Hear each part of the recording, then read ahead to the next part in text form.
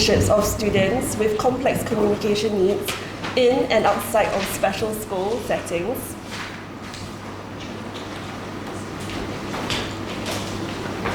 So this is a bit of background. So when I look at the literature, this was a quote that stood out to me. Adults with complex communication needs find making and keeping friends one of the greatest challenges of their lives. So when we talk about complex communication needs, it's people who have limited or no functional speech at all, and they use some kind of augmentative and alternative communication devices. So like an AAC, like an iPad or something to communicate. Pets as well, those are considered AAC.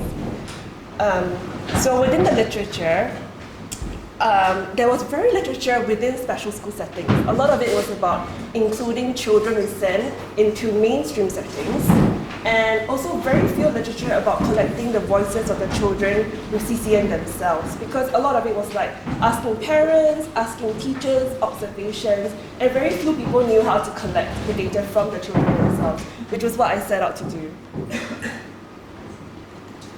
So my research questions were, according to student, parent, and teachers' views, how do students with CCN view and experience their friendships and social relationships at home, in school, and in the community? So there were four key points actually. One was about student views. Are they similar to parent and teacher views? How are the friendships established and maintained? What are the barriers? And how do parents and teachers facilitate those friendships? So these were my participants. I had 20 participants in total, 6 children, their parents, and their staff in school. So the 6 children had a range of SEN. So some of them had cerebral palsy, some of them had autism, Down syndrome, ADHD, some of them were wheelchair users, Willy Boycott syndrome and cerebral palsy as well. And some of them were like, they ate from feeding tubes, that sort of thing. And they used a range of either AAC as well. So some of them communicated using Read 3, so it's like an iPad, and then they have apps on it and pictures that they communicate using that. And also a lot of them communicated using Mercaton signs as well.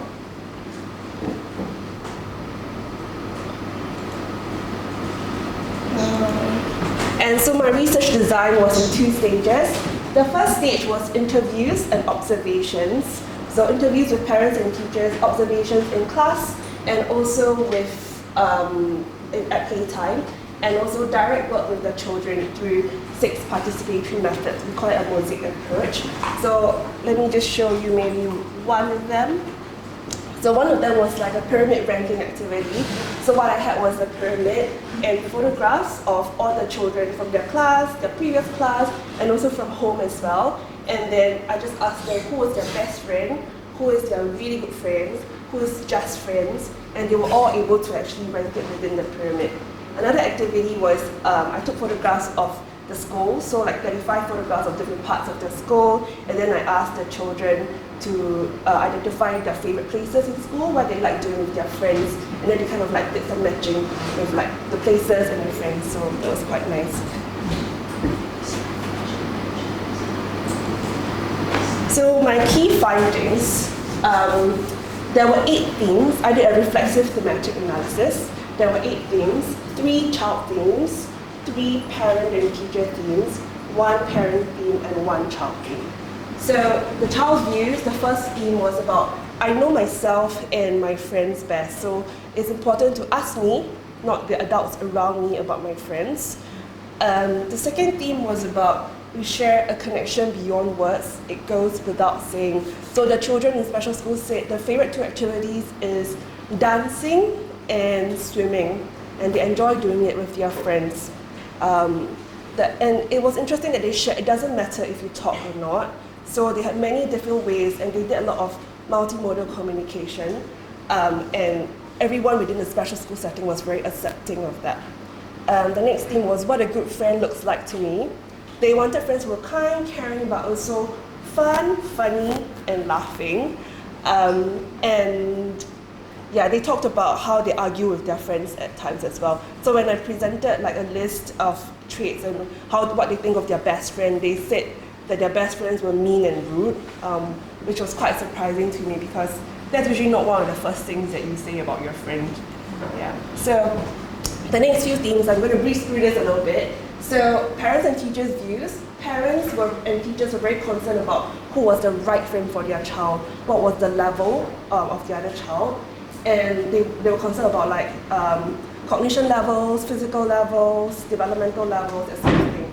And not everyone was like a suitable friend for their child.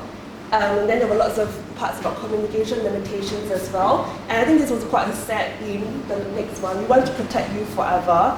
They were very concerned about how the world was a big, bad, horrible place for their children. A lot of them actually said that. And they were concerned about what the future would bring. Is it loneliness for my child? Is it something to being akin to being institutionalized? One of the parents said that.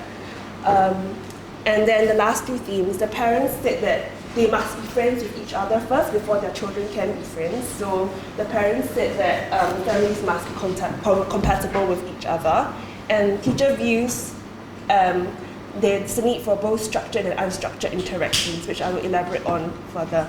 So to answer my research questions, to what extent are students' views similar to parents and teachers' views? Students know their friends best. Adults have limited insights to that. And adults said that, the teachers said that they don't understand the concept of friendship. They themselves are the child's friends. The parents said that cartoon characters are the children's friends. None of these appeared on their pyramids. So they have quite differing views of what makes a good friend as well. So the main point is we need to find creative ways to ask the children, the students, not the adults, about their friendships and what they look for in a friendship. How are they established and maintained? It's really sweet because a lot of these children grew up since nursery all the way till 19 years, and they've gone through the entire school lives together. Then the question for us is what happens when they leave school? What happens to those friendships? In terms of how they're maintained, they like to dance, swim, sing, do art with their friends, and also they even like to chat with their friends as well, although not like with verbal speech. So the focus on speech renders experience to be legitimate only when it is spoken, and this in turn privileges the eloquent. It's interesting that it's only in settings where they are with other verbal students that students with CCN find it difficult to maintain friendships. So when they are with others who are non-verbal, they don't seem to have this problem. The barriers, just two key ones. The first one is the parents' lack of trust of the outside community. They are shielding them from the outside world out there. There's a lot of protectiveness there, but yet in a way they're also contributing to the othering of these children. And they talk about true independence. The children want to have independence because they are teenagers after all, but yet at the same time, the parents say that they must have a chaperone wherever they go. So what exactly is true independence for them? Parents facilitate friendships. I already talked about being friends with others and also shaping attitudinal barriers. So even when they meet strangers on the street, they will tell them about their child's special needs to let them better understand their children. How do teachers facilitate special friendships? So they do it in a variety of ways, structuring environments and time. Environments talk about things like seating arrangements, that's really quite key, and also explicitly teaching friendship skills, not just social skills. So we can think about it as 3 points: friendship-related topics, communication-related skills, and also literacy skills. So when we give recommendations, not just about social skills.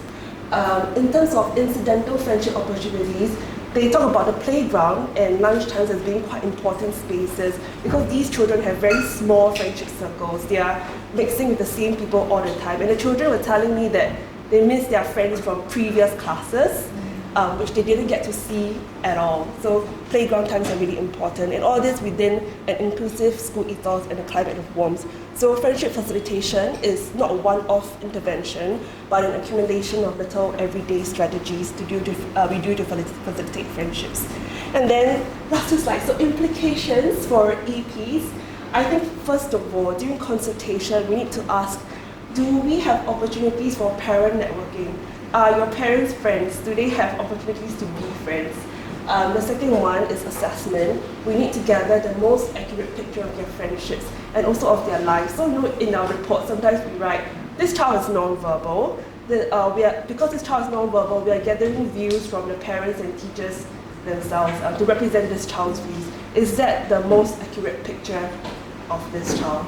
And then the third thing is school transitions. So we need to ask the children, who do they want to keep in touch with? How do they want to keep in touch with?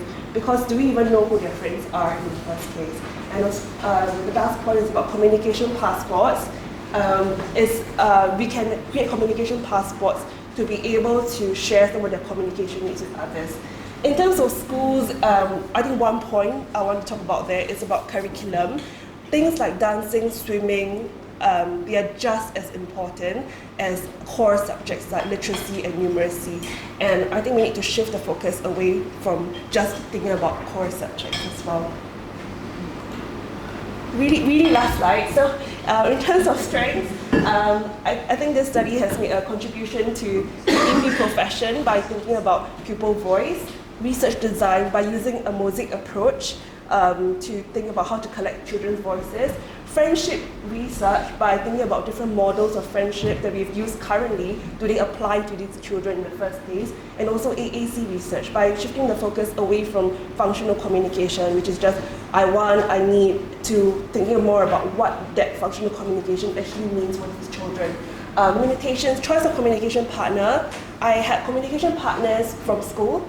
It would be a bit interesting if they were from home as well, to know more about the home friendships. And the future research could think about, do the children have enough friends? Do they even want to be friends with mainstream children? And also to collect speech and language therapists' views, because a lot of the schools were like, oh, you should speak to the speech and language therapist, which was not within the scope of this research. So yeah, I think that's it.